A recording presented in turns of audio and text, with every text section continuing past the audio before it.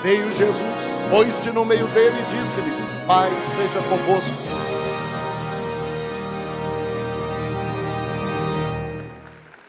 A paz do Senhor, irmãos. Não, eu estou na Assembleia de Deus, espera aí, de novo. A paz do Senhor, irmãos. Senão o Felipe ia ficar envergonhado se você não soltasse uma paz do Senhor bonito como eu conheço, né? É uma alegria muito grande estar aqui novamente. Eu sei que ano passado estive aqui com o Lawrence Tongo, que é o diretor da nossa organização. Foi um tempo muito bonito, traduzido aqui pela esposa do pastor Samuel, e apresentando realmente desafios incríveis, realmente que temos sonhado. Inclusive tem até um vídeo que depois, quando a técnica me der um ok, eu vou pedir para soltar, que é sobre o Amazon Hope. Nós falamos, né, porque nós temos os navios Logos Hope, temos também o navio Doulos Hope, mas tem um sonho dentro do nosso coração que chama-se Amazon Hope, que é um barco na semelhança dos navios, obviamente menor para caber nos nossos rios da Amazônia, para a gente levar a mensagem do Evangelho durante todo o ano, ininterruptamente, levando o Evangelho em todos os tipos de ações, juntamente em nossas regiões aqui do Belém do Pará. Tem uma apresentação que eu quero usar como introdução nesta ocasião, e eu peço que vocês possam colocar aí na tela. Ótimo. Aí está, a Operação Mobilização é o nome da nossa organização. É uma organização que está em muitos lugares do mundo. Eu gosto sempre de apresentar a minha família quando eu venho aos lugares, e a próxima imagem você pode ver a minha família. Isso. Está aí a minha esposa, a Evandra, a Esther e a Helena. Vou dar um destaque na filha mais velha, a Esther. A Esther esteve conosco como família durante 2 anos e meio a bordo do navio. Nós trabalhamos em 24 países, em 38 portos diferentes, durante o tempo em que ela tinha de 11, 12 até 13 anos. Mas um dia ela falou para mim: pai, eu quero, quando 18 anos, voltar ao navio, só que agora sozinho. E ela foi. E Deus deu a oportunidade de ela passar por mais outros 24 países completamente diferentes dos que ela passou na primeira etapa com a gente. Então essa menina tem hoje 26 anos apenas.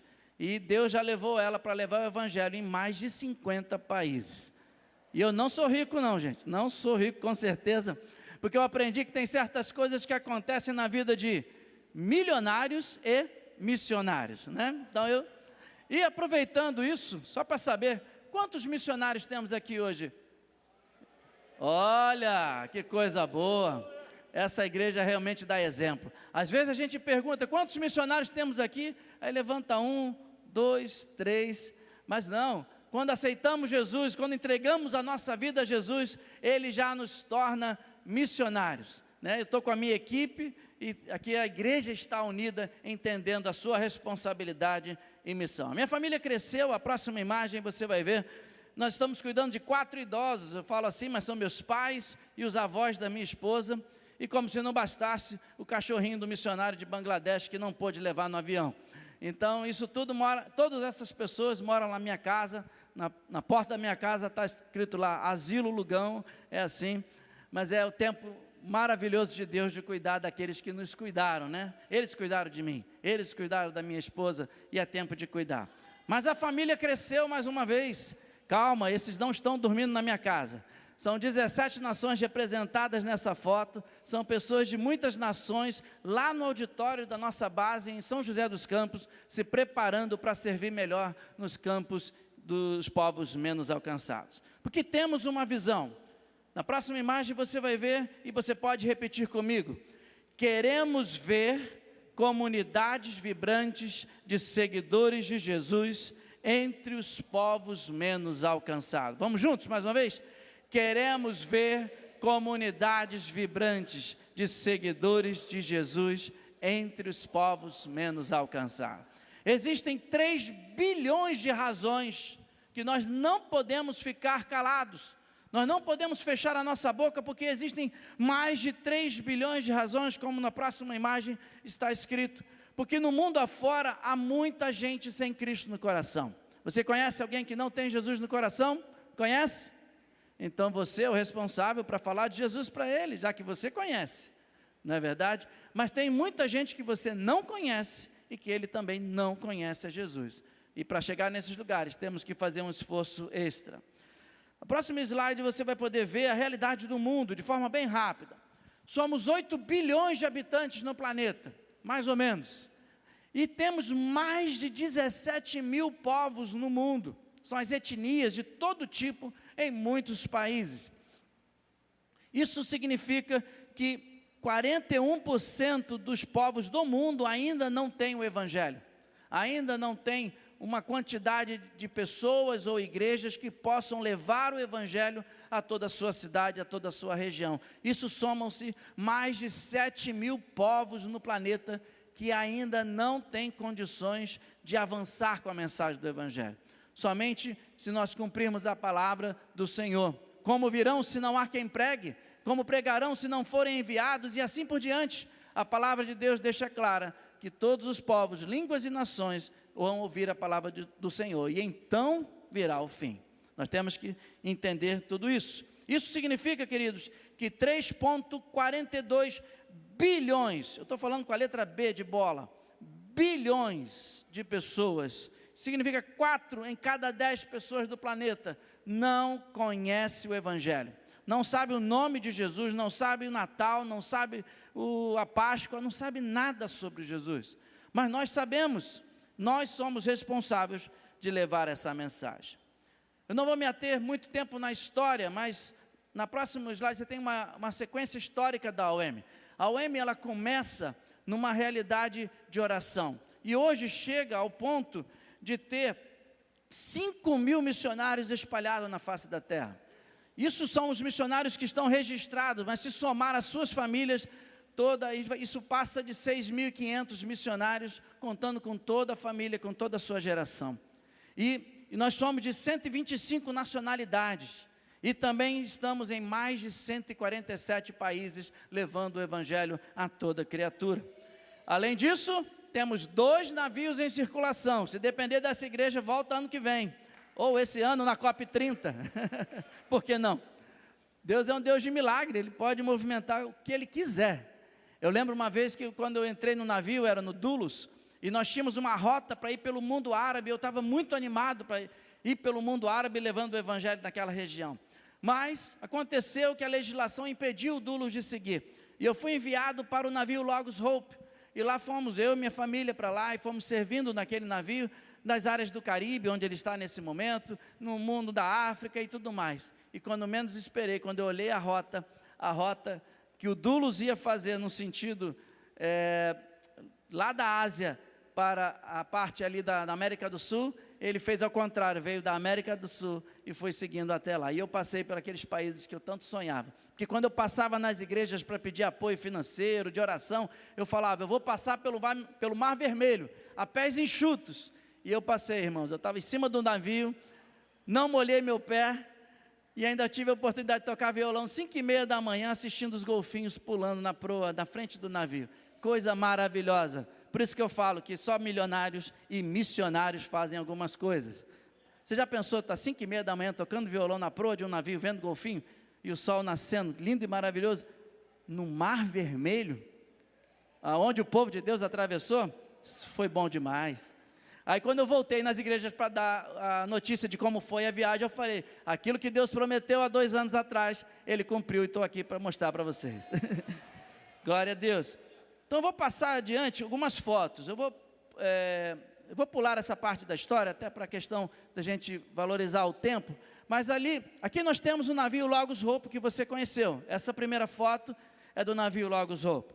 A segunda foto mostra ele na região lá da Ásia.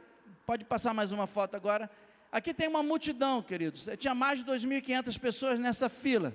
Essa é só uma parte da fila. Essa fila ainda tinha mais para o outro lado. Mais de 2.500 pessoas. Foram 18.700 visitantes a bordo, nesse dia, a bordo do navio. Então nós tivemos chance de mostrar o Evangelho para muita gente. No Sri Lanka. Aonde esse porto... Nós vimos na história passada, no tsunami, muitos mortos, amontoados. Esse porto foi construído em cima de toda essa realidade. Esse porto é a maior tristeza saber que o concreto que nele está, na verdade, é um cemitério de milhares e de milhares de vidas do tsunami. Mas num lugar onde podemos dizer que é um cemitério humano, também é um lugar de ressuscitar, é um lugar de trazer vida, de trazer salvação, de trazer esperança. E eu fui até um momento compartilhar de Jesus e fomos através do Ministério Esportivo, eu era líder do futebol do navio, e ali fomos levar um time, e eu estava dentro do ônibus com aqueles jogadores, e ali eu perguntei, como que foi o tsunami aqui? E não era um assunto que eles gostavam de falar. E um deles falou, essa aqui perdeu 14 da família, esse aqui perdeu 7, esse perdeu 10. E assim foram contando. Eu sei que da soma dos jogadores tinham mais de 100 mortos ali representados. Mas ao final daquele jogo, entregamos o Novo Testamento para cada um deles. Nós oramos com todos eles e deixamos uma semente de esperança para cada um deles naquele momento. Foi um momento de Deus, foi um momento muito especial. A próxima foto mostra para vocês a diversidade. São 55 nações vivendo juntos em uma embarcação missionária. Desde o capitão ao que limpa chão, todos são missionários. Inclusive o missionário que é capitão do navio Logos me ligou anteontem. E eu conversando com ele, ele me disse, pastor, quando você precisar iniciar o trabalho técnico do Amazon Hope, me chama, que eu quero opinar na questão técnica do navio. E ele está à disposição. Ele ligou lá da Romênia, mas quer servir aqui no Brasil, aqui nas águas amazônicas. A próxima foto mostra um pouquinho da vida a bordo, alegria, temos festas, né? Missionário também tem festa, missionário também tem momentos de alegria. Hoje aqui foi dia de aniversário, alguns aqui aniversariando, e ali também temos algumas festas a bordo do navio. São 2 navios em circulação. Próxima imagem, você pode ver, em cima é o navio Dulles Hope, é o mais novo. Esse navio é muito bonito, por dentro ele é muito organizado, muito chique até podemos dizer. E esse navio para 175 tripulantes, todos missionários também. E o de baixo, Logos Hope, que você conhece, eu morei nele 2 anos, esse navio, ele é para 500 pessoas missionárias como tripulação. 4 frases para guardar no coração, olha o que vem a seguir. Nenhum lugar é difícil demais, ninguém está longe demais, nenhuma ideia é louca demais, nenhum sonho é grande demais. Você crê nisso? A sua fé está ligada com essas frases? Então repita comigo. Nenhum lugar é difícil demais. Ninguém está longe demais. Nenhuma ideia é louca demais. Nenhum sonho é grande demais. Deus quer realizar uma obra especial por meio do povo da Assembleia de Deus, por meio do povo cristão dessa cidade, por meio de todos os evangélicos do Brasil. Deus quer realizar algo especial. E eu falei para o pastor Felipe, eu não sei explicar o que, mas essa COP30 não tem a ver com negócio de meteorologia, não tem negócio de clima, isso é o que os homens estão dizendo. Essa COP30 é algo do Senhor nesse lugar. Nós vamos receber aqui, com certeza, pessoas que vão vir dos Emirados Árabes, pessoas que vão vir da Etiópia, pessoas que vão vir da África, pessoas que vão vir da América, da Ásia, da América Latina em geral, de todos os lugares da terra vamos ter gente aqui. Significa que com você, com açaí e com outras coisas mais, você vai poder levar o Evangelho para toda a terra. Amém? Não, tem que ser um amém muito melhor, amém? É uma grande oportunidade. Você sabia que o nosso papel era ir? Mas porque o povo não vai, Deus está permitindo uma grande migração no mundo. São milhões e milhões de povo, um para um lado, indo para o outro, indo para um lado, indo para o outro. Eu estava pastoreando lá em Roraima, 80 mil pessoas entraram em uma só semana, vindo ali da Venezuela. Foi um desafio incrível para nós. Nós levamos o Evangelho e eles continuam levando lá até hoje, na igreja que eu pastoreava. Então, quero que passe adiante até o slide do Bora Logo, um pouco mais lá na frente, pode passar? Isso. Então, quero convidar toda a igreja, mas assim, você está aqui e representa uma igreja ainda maior, que lá na sua cidade, no seu bairro, na sua vila. Então, 18, 19, especialmente esses 2 dias, sexta e sábado, você tem condições de trazer a sua caravana. Então traga a sua igreja em caravana e venha ouvir o que Deus está fazendo ao redor do mundo. O pastor Lawrence Tong e o pastor David Love são 2 homens de Deus. O Lawrence tem rodado o mundo inteiro levando o evangelho e coordenando a obra missionária desses mais de 5.000 missionários. E o David Love tem mais de 30 anos de experiência entre os povos muçulmanos. Ele já trabalhou mais de 10 anos no Irã, servindo no Irã. Tem trabalhado em Bangladesh, na Índia, no Paquistão. E ele vem de lá, dessa região, para cá, exclusivamente para falar com você. Não é com quem está do teu lado, é com você especificamente. Ele vem trazer o que Deus colocou no coração deles. E veio falar ao seu coração. Ah, pastor, mas precisa vir de tão longe? Não, não precisa. Mas nós somos assim. Às vezes é bom ouvir algo que vem de um lado diferente. E a gente consegue ter uma maior percepção daquilo que já estamos fazendo. Porque essa igreja é missionária. Essa igreja realiza a obra do Senhor. E Deus tem trazido uma semente ainda maior para a continuação e o grande trabalho desta igreja. E o título, o tema dessa conferência nós escolhemos por causa desta terra, bora logo. É uma expressão que não fala na minha cidade, mas aqui fala com muita frequência, não é verdade? Então, vamos falar do evangelho às pessoas? Bora logo. Vamos falar de Jesus aos povos da terra? Bora logo. É isso, nós precisamos da urgência do evangelho. Precisamos saber que Jesus Cristo está voltando. As guerras, os sinais, tudo está aí. Mas tem um sinal que a gente não pode esquecer. Todos os povos, línguas e nações, toda a terra precisa ouvir. Se não ouvir, o fim não chega. Mas como ouvirão se não há quem pregue? Aqui tem alguém que prega? Então, o fim está mais perto. O fim está mais perto. Abra sua Bíblia, por favor, no texto de Mateus, capítulo 28, é a grande comissão.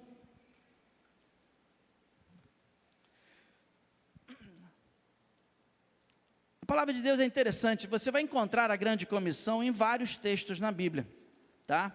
Não é apenas no Mateus 28, mas você vai encontrar também em Marcos, também vai encontrar em Atos, vai encontrar em Lucas, em muitos lugares da Bíblia você vai encontrar aquele momento em que Jesus está indo para o céu, é o momento da ascensão de Jesus, e naquele instante, Jesus deixa algumas palavras que eu entendo que são palavras-chave. Você conhece alguém que quando está partindo, indo embora para morrer, ele vai dizer coisas tolas ou inúteis? Não, essa pessoa vai tentar usar esses últimos minutos que tem para falar das coisas mais importantes que acredita. Ninguém vai querer ver o carro ou a casa como ficou, não, vai querer ver os filhos, vai querer ver a esposa, vai querer ver aquilo que tem valor. E Jesus, antes de partir, ele diz algumas coisas para nós. Eu vou ler a partir do verso 16, Mateus 28, que diz assim: os 11 discípulos foram para a Galiléia, para o monte que Jesus lhes indicara. Quando o viram, o adoraram, mas alguns duvidaram. Então Jesus aproximou-se deles e disse: foi-me dada toda a autoridade nos céus e na terra, portanto vão e façam discípulos de todas as nações, batizando-os em nome do Pai, e do Filho, e do Espírito Santo, ensinando-os a obedecer tudo o que eu lhes tenho mandado, e eis que estou convosco todos os dias, até a consumação dos séculos. Amém?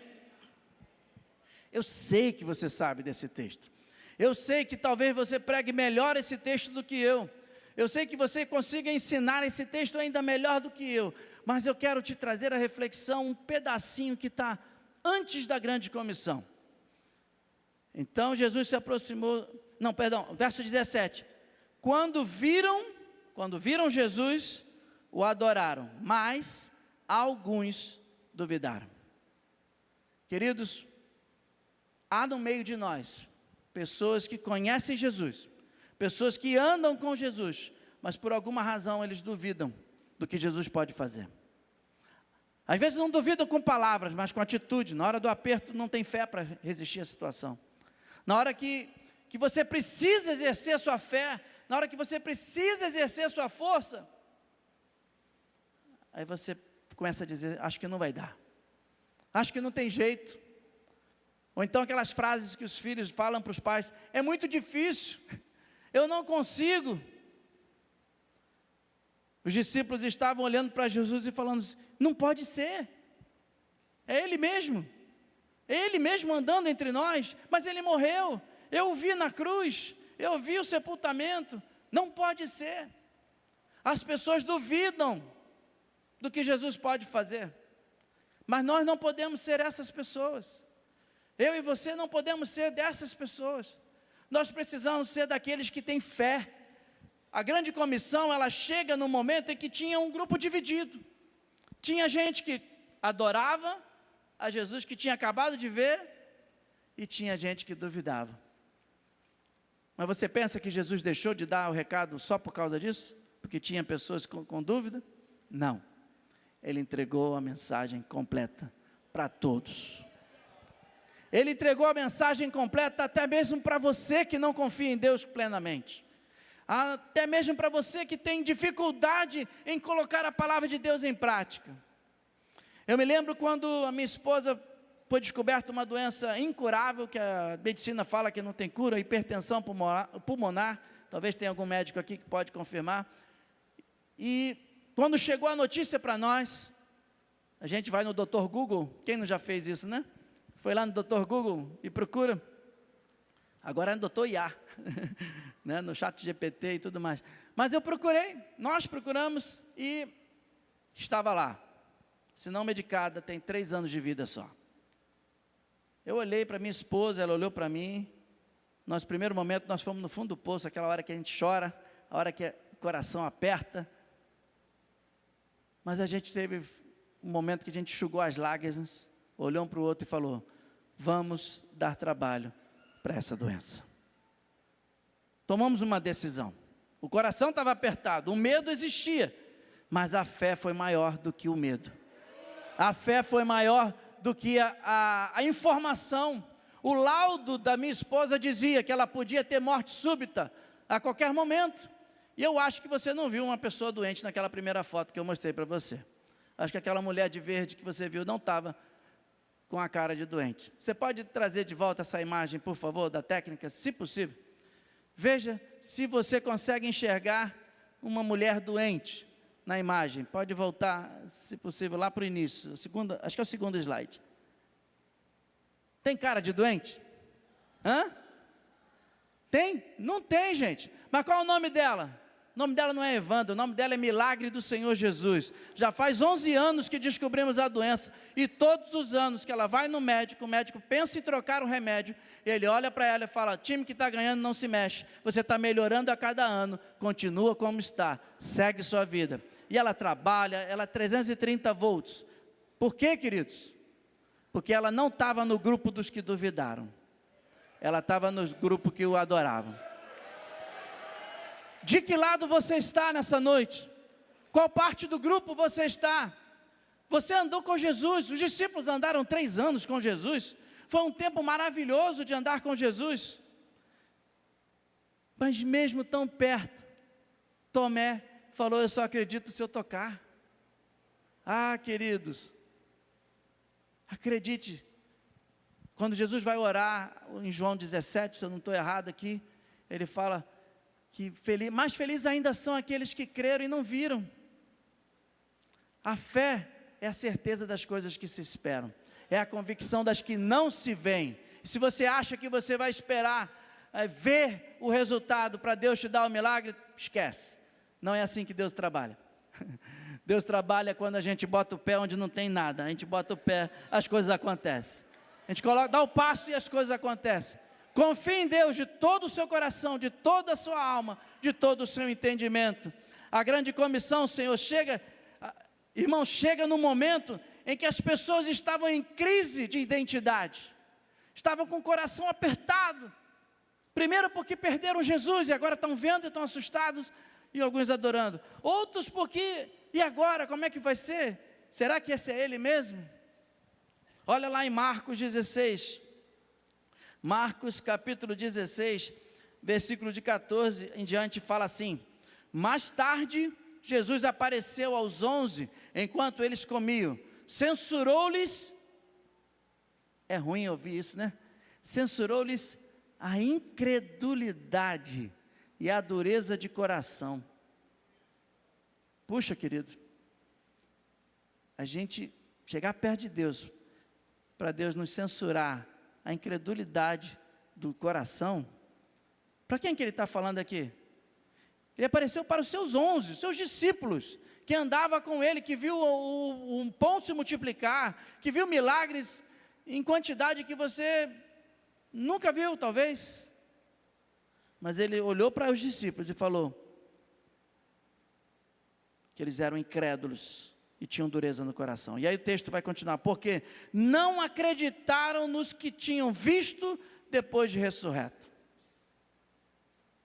Às vezes você escuta alguém falar, fulano foi curado de câncer, aí você fala, às vezes ao invés de falar amém, você fala, será que foi mesmo? Será que não tem metástase, daqui a pouco está para voltar, e a pessoa vai ter a doença de novo? Eu não sei, qual é o nível da sua fé ou da minha fé. Uma coisa eu sei, que Jesus olhou para os discípulos, que deviam estar festejando o fato de terem encontrado, porque ele já tinha avisado, isso vai acontecer, eu vou morrer ali, mas já estou voltando, eu tenho muita coisa para fazer, tenho um Espírito Santo para deixar na terra, tem muita coisa para acontecer ainda, mas ele encontrou os discípulos cabisbaixos, amedrontados, e aqui, ele quer fazer diferente conosco nessa noite. Eu não conheço você, não conheço, mas tem alguém que está nesse lugar que conhece você mais do que você mesmo, e essa pessoa é o Espírito Santo. E eu quero convidar você a fechar os seus olhos, olha para dentro do seu coração agora, para dentro de si mesmo, e olha para dentro, qual é o tamanho da sua fé? Jesus estaria olhando para você, e sacudindo você pela incredulidade do seu coração, ou ele estaria olhando para você e dizendo, filho, que alegria ver você cheio de fé, cheio de esperança, eu sei que a maré não está boa, eu sei que o dinheiro não está tão legal, eu sei que as coisas estão difíceis, é obra para todo lado, é o trânsito difícil, mas filho, eu estou vendo você cheio de fé, eu estou vendo você cheio de esperança. Como que está o seu coração? Diga para Deus, porque se você está com o coração apertado, entristecido, fala com Ele. Ele veio para todos que estão cansados e sobrecarregados. Às vezes a gente faz tanta coisa na igreja, tanta coisa no trabalho, tanta coisa na casa, mas Deus quer fazer as coisas com você. Enquanto você está tão ocupado para Ele, Ele olha, filho, senta aqui, vem comigo, vem ler a Bíblia, tem um tempo de descanso, ouvindo a minha palavra, vem, senta aqui, vem orar, eu quero ouvir você. Eu fico imaginando Deus olhando para a gente, falando assim, meu Deus, como que esse povo é difícil, para orar e fica, Senhor, eu peço isso, eu peço aquilo, eu peço isso, eu peço aquilo, eu peço isso, eu peço aquilo. Imagina, se o teu primo, se o teu filho, se tua esposa encontrar você e falar, oi Márcio, eu quero isso, eu quero aquilo, eu quero isso, eu quero aquilo, que relacionamento é esse? Ah, mas Deus quer, fala, filho, fala sobre o seu dia. Aí você abre o coração, pai, acordei hoje, eu estava com angústia, mas eu li a tua palavra, e o Senhor me trouxe alegria no meio da tribulação. E aí você conversa com Deus, e no final fala assim, Deus, esqueci de pedir as coisas, mas não tem problema, eu sei que o Senhor sabe de todas as coisas, não tem problema, eu sei que o Senhor sabe.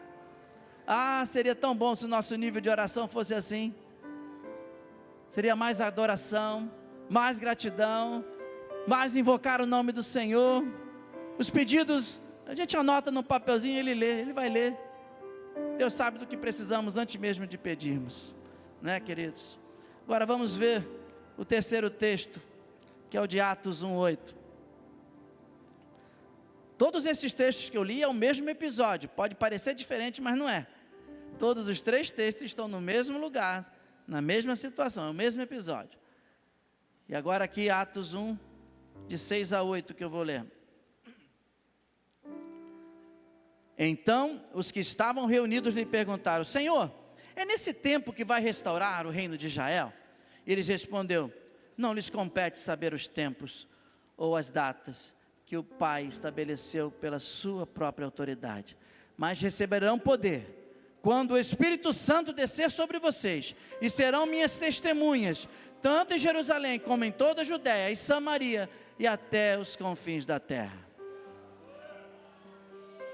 Você reparou que eles estavam preocupados em saber o como Jesus ia resolver tudo. Eles queriam saber, Senhor, é nesse tempo que vai restaurar todas as coisas? Eles queriam saber como Deus ia fazer as coisas. Ah, queridos, nós não precisamos saber o como Deus vai fazer. Nós só precisamos crer que Ele vai fazer.